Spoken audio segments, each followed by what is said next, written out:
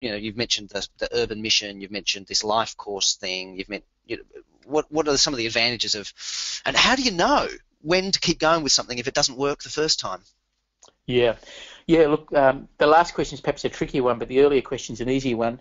That is, why persevere with something over a period of time? Because we did see they bore fruit quite quickly. So I think we haven't changed our life course much over 10 or 15 years. We've tweaked it a bit. We've actually made it longer because people said they were disappointed when it was over.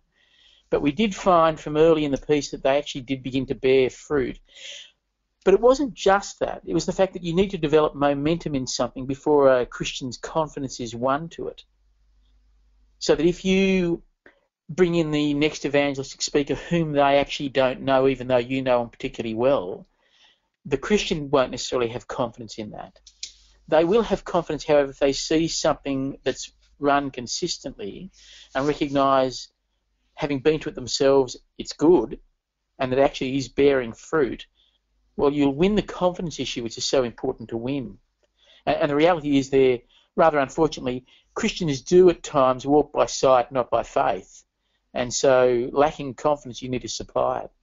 Yep, that's good.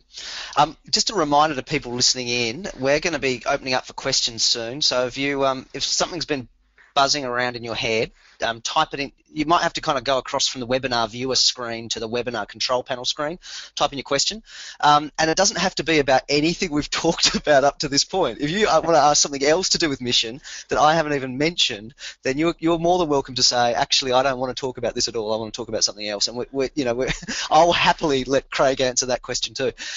So a final. Strange right there, Mikey. I thought you were going to get me to talk about tax law or something like that. Yeah, on this area of evangelism, that's right. Hey, really the final topic I wanted to raise before we open it to questions is